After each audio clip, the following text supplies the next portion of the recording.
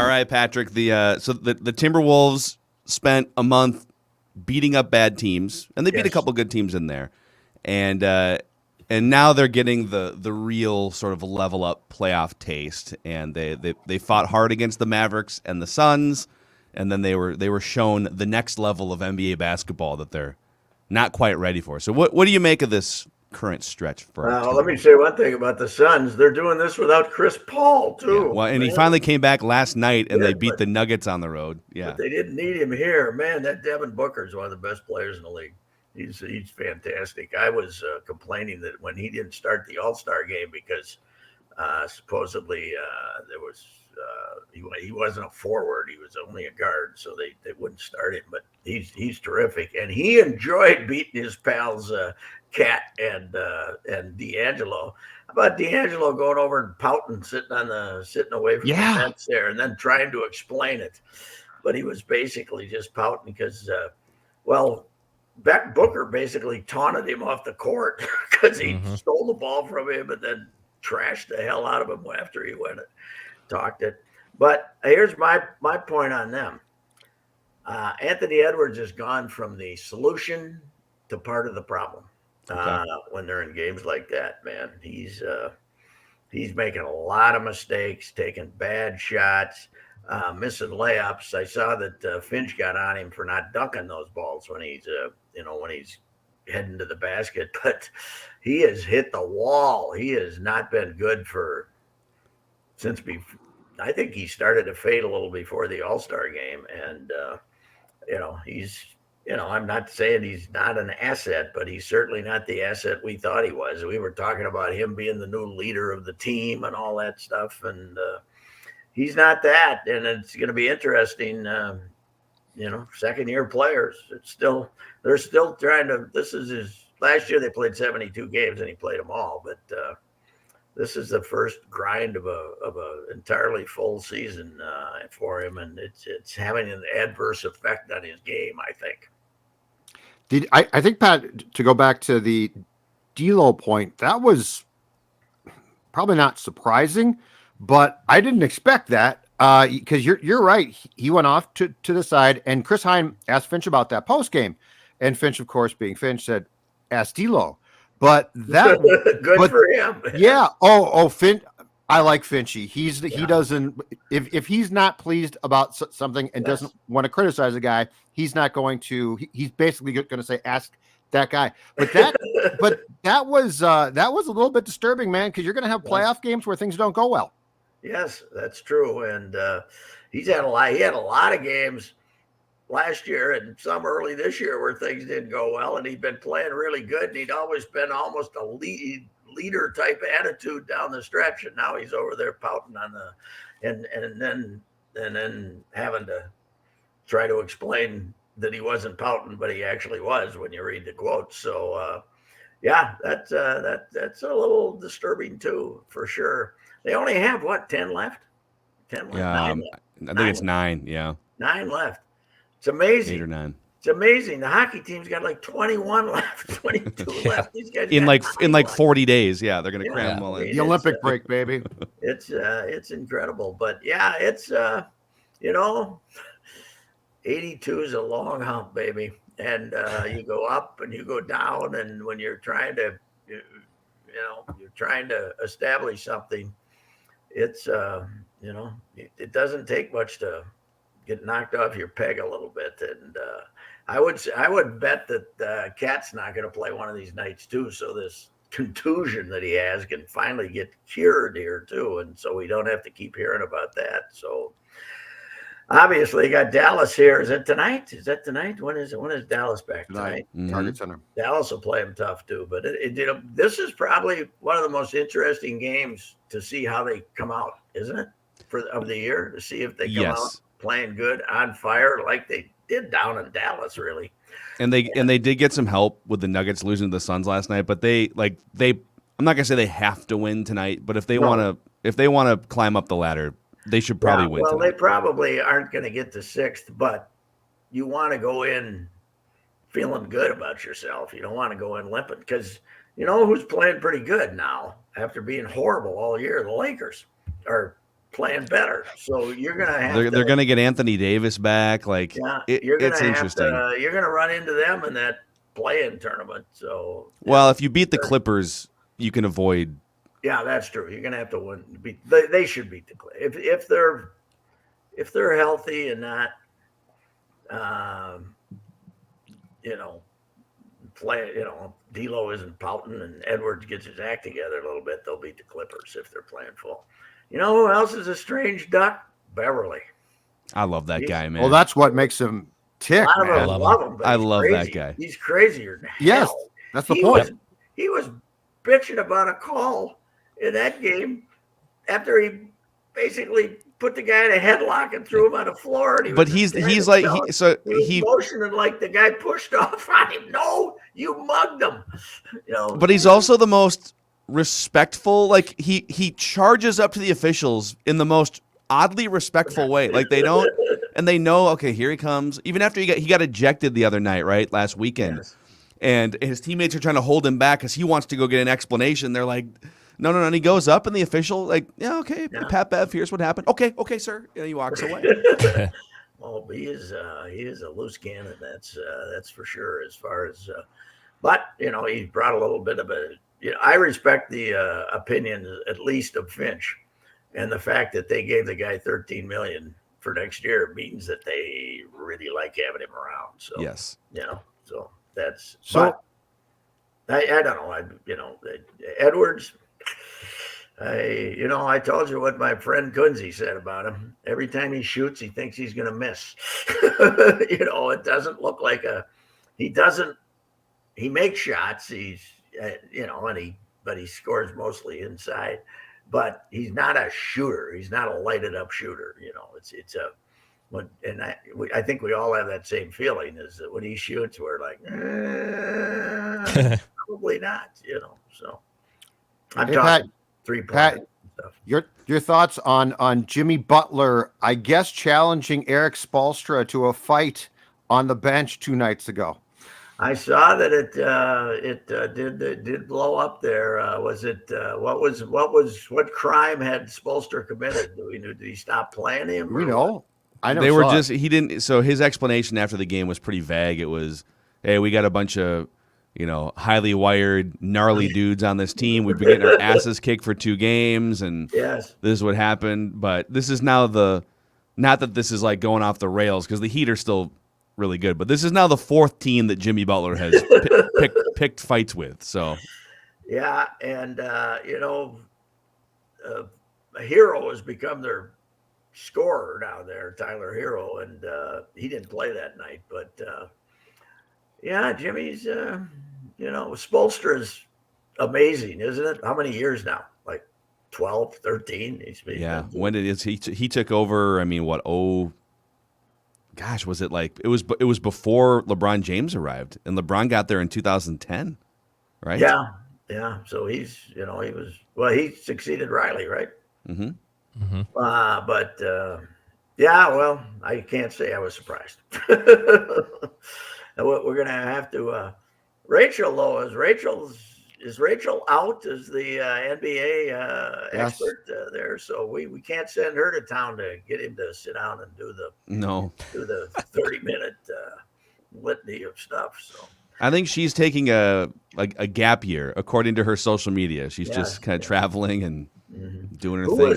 Who's watching Winning Time? Speaking of Pat Riley, I've seen the first one, Pat. I really liked it. I'm a couple now behind, but I liked the first one. Have you guys watched it? The Lakers sort of haven't seen it yet. It's pretty damn good, but it's kind of it's a what would you call it? Declan, a comedic version of the when Magic comes to town and the Lakers start winning and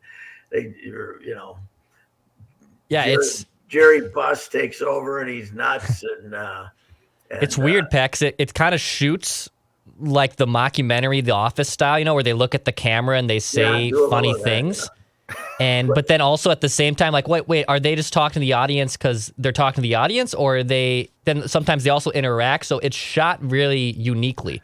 So, but it's based on Jeff Perlman's book, the details. And last week they killed Vic Weiss, the famous story where Tark is coaching Vegas, and the mafia guys are still running the town basically in the 70s, and they really like having Tark, because they, the running Rebs are a big story in town, and the guys like to go. The guys like the gamblers like to come in, go to take a break from the casinos and spend a couple hours watching Tark's team, and Tark knows them all, and so Vic Weiss, Jerry Buss tried to hire Tark as his coach after Jerry West quit, and Vic Weiss was his middleman. Was a guy that was he was just kind of a buddy. He wasn't really an agent, but he was gonna get he was trying to put the deal together. He got Buss and Tark to sit down apparently at a restaurant in Vegas, and the Buss offered him an ungodly amount of money. Vic ended up in a trunk, dead, and at an airport, either the Vegas, I think at the Vegas airport. So then, wow, Tark decided to stay with the Running Rebels. This is like a warning shot that you're not going to LA here. And Vic should have been killed for the worst toupee in the history of man, but he got killed. He was just kind of a lackey, and but he was trying to make some money off the deal and get Tark. So. Yeah, that was the end of episode 3, but it's pretty good. It's worth watching. It's kind of fun. I don't know how much of it is. Jerry West comes off as a complete psychopath. Demons still plaguing him from his childhood in Cabin Creek, West Virginia, and I think some of that has to be over the top. But West is still alive, so they must not be afraid of getting sued. So yeah, I don't know. So Pat Riley's interesting because I think when you think of the greatest coaches in NBA history, Phil Jackson's always the first one, but Pat Riley, Showtime Lakers, and then Pat Riley reviving the Knicks in the 90s. They didn't win a title, and then going to Miami for the third act, winning a championship, and then the executive career. Yeah, but he's in the movie. It's in the series. He's been out of the game. He's completely one of those guys that can't handle not playing anymore. He's just kind of a psycho, and he's begging Chick Hearn to put him on the radio with him so he can be around the game. And he's just kind of a helpless character, and he ends up getting a coaching job, and he's got magic, and he wins. So. It's a lot of fun. It's really good. Patrick, my condolences. Yes. Coach K still alive and well. Yeah, Duke. Yeah. Well, you know what? My dream has always been that if you could guarantee me, I want him to lose every game, but if he could get to the final and then get beat by about 25, I think it would be great. And just sit in it in the second half. But I don't know who's left. Arizona gone. Well, so the favorite right now is to win it all is Houston. Houston, really? Houston is the favorite right now. The betting favorite? Mm-hmm. Kansas is pretty damn good too. And, I would much rather have an honest coach like Bill Self than Krzyzewski win. You'd rather have Satan win the title. Wouldn't it be great if the guy who was part of an FBI investigation beat beat K in the last game so he could really be pompous? That would be great. How close? The Eric Musselman stuff when Patina was on the hot seat like 3 or 4 years ago. Was that ever a real thing? Did Eric Musselman almost coach the Gophers? Until he got to Arkansas, you could have gotten him. Well, when he really wanted the job was when they fired Tubby, because he was an assistant in there. He was the number 1 assistant at Arizona State. He'd been out of the NBA. He'd been coaching he got fired out of the NBA, and he was coaching the Reno Bighorns. And then he went to Arizona State and had a good first year, and then they named him associate head coach or something. But that was 2013. He he never went to Villa 7, so they wouldn't. Norwood You wouldn't. don't go to Villa 7. Does you're Villa screwed. 7 still exist? Let me Google I it think here. Villa 7 blew up with. How is that not a band name? That's my question. Villa But 7 yeah, would have been a great band. that's when there was a real chance to get him, but they, Norwood wouldn't touch him right then. It's and dead. I don't think It's we'd dead. be that excited to get him. I can confirm that Villa 7 is no longer. It at some point it rebranded to something called Top Connect 2020. Okay. What was the name of the guy? Mike what was the head of Villa 7? Ellis, the assistant Mike AD, Ellis. right? He brought him Yes. in. They were going to use their matched basketball connections and expertise to get Shaka or somebody like that in here, or Brad Stevens, and it didn't quite work out. So. You remember that? Like we were so certain Norwood Teague's going to get Shaka. He'll follow him here, and Shaka's like, I ain't going there. What are you talking about? Where the hell is Shaka now? Marquette. Right? He's at Marquette. He's got a full head of hair now too, man. The world comes at you fast. Failed at Texas. So. Yeah, he did. What's Norwood doing? We don't know. I don't know. I got his cell phone, but somebody it still sent me a works. picture. So one of the regionals was being played last weekend in Portland, and someone sent me a picture of David Kahn walking up one of just in the crowd watching the regional in Portland. He was courtside in Portland for the first round of the NCAA tournament. I think he's running that team in Paris, though.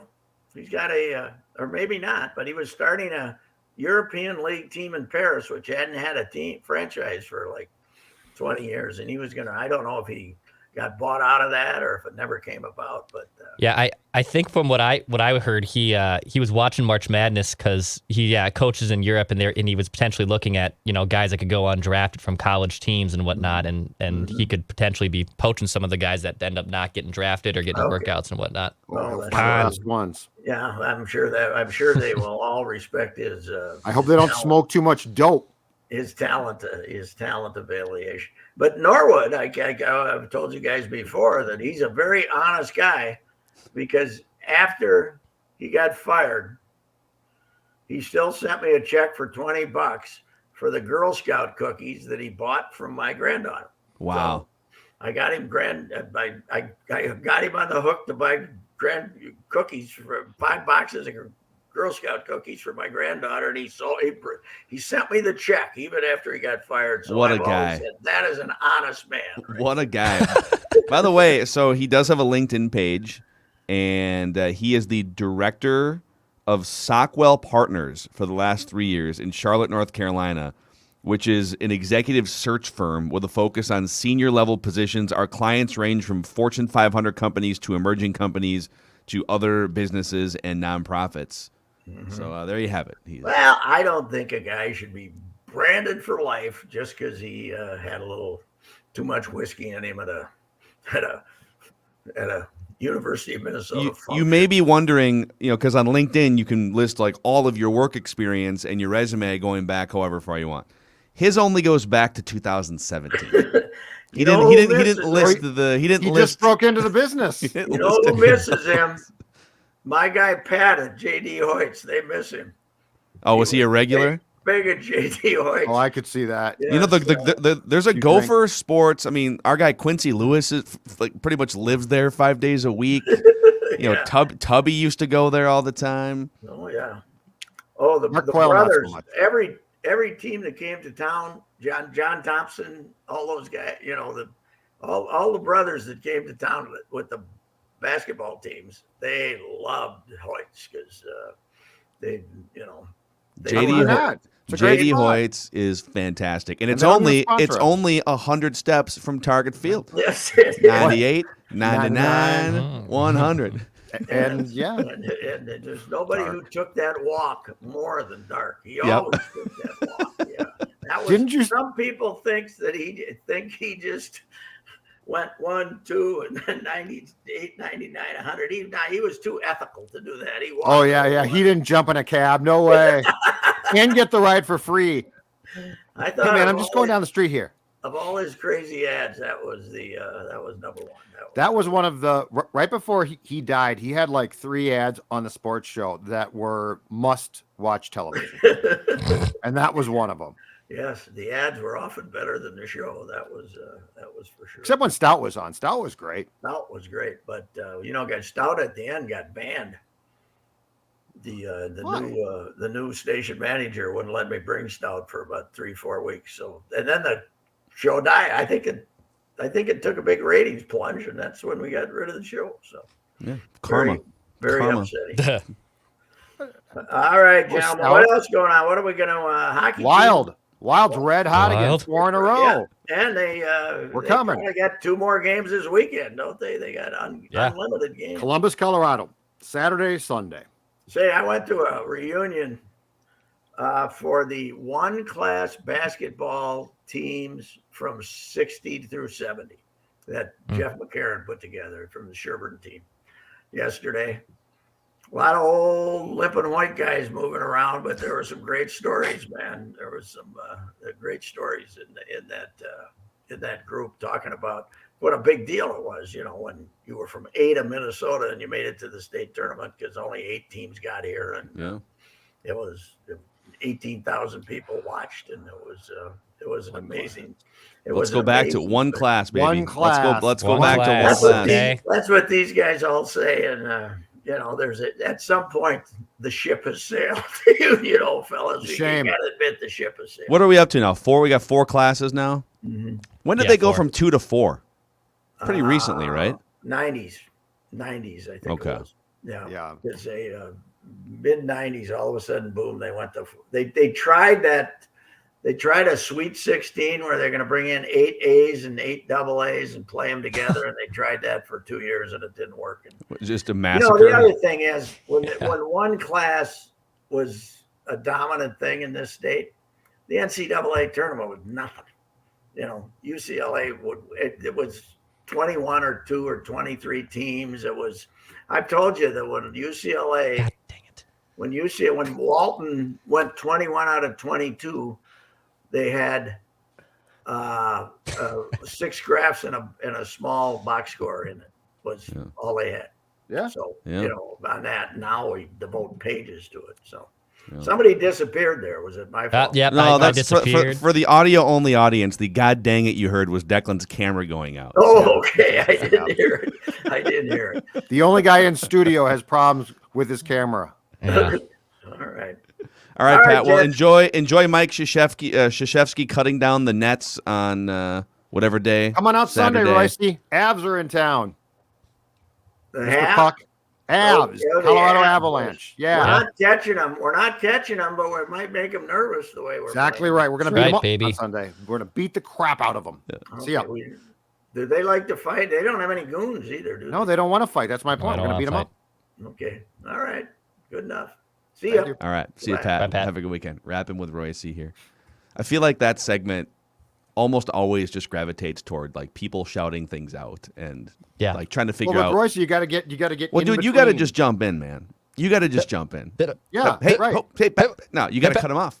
You got to Just cut him off. Just keep talking. You just No, gotta cut him Yeah. off. Well, that's why. Eventually, I do. Eventually, I do. Okay, we got to go. Can we? Well, Hey, what? all right.